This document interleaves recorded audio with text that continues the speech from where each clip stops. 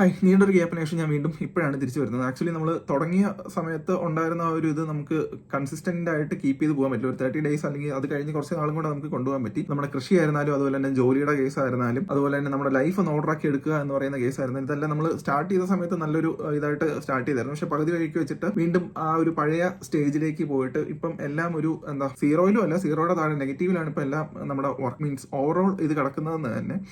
അപ്പോൾ ഇനിയും ഇതിങ്ങനെ കൊണ്ടുപോയി കഴിഞ്ഞാൽ പിന്നെ ഇനിയിപ്പം ഒന്നും ഇല്ല, മീൻസ് നെഗറ്റീവിൽ എത്തിക്കിടക്കുന്ന സാധനമാണ്. അപ്പം ഫുള്ളി കൊളാപ്സ് ആവുന്ന ഒരു സിറ്റുവേഷനിൽ എത്തി നിൽക്കുകയാണ്. സോ ഇനി ഇതിനൊന്ന് റീസ്റ്റാർട്ട് ചെയ്തില്ലെങ്കിൽ നമുക്ക് ഇനി വേറെ ഒന്നും ചെയ്യാൻ പറ്റാത്ത ഒരു സിറ്റുവേഷനിലേക്ക് എത്തിപ്പോകും. സോ വരുന്ന ദിവസങ്ങളിൽ നമ്മുടെ തുടങ്ങി വെച്ച കാര്യങ്ങൾ വൺ ബൈ വൺ നമുക്ക് ഇത് കംപ്ലീറ്റ് ചെയ്ത് പോകാനാണ് ഇപ്പം ഉദ്ദേശിക്കുന്നത്. അതായത് ഫാമിങ്, പിന്നെ പെൻഡിങ് ഉള്ള വർക്ക്സ് എല്ലാം കൂടെ കംപ്ലീറ്റ് ചെയ്യുക, അതുപോലെ തന്നെ ലൈഫ് ഒന്ന് ഓർഡറാക്കി എടുക്കുക. ഇത് മൂന്നുമാണ് ഇപ്പം ആദ്യത്തെ ഇതിൽ ഉദ്ദേശിച്ചിരിക്കുന്നത്.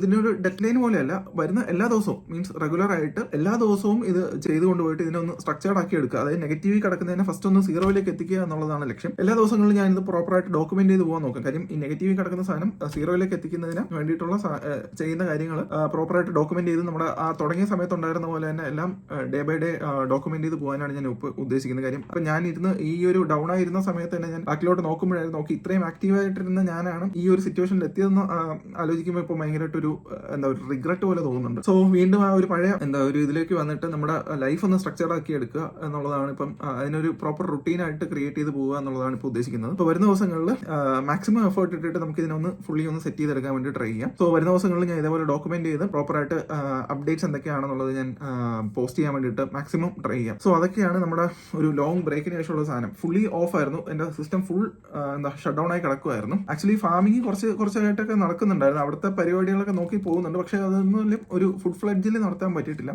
സോ എന്തായാലും വരുന്ന ദിവസങ്ങളിൽ നോക്കാം. സോ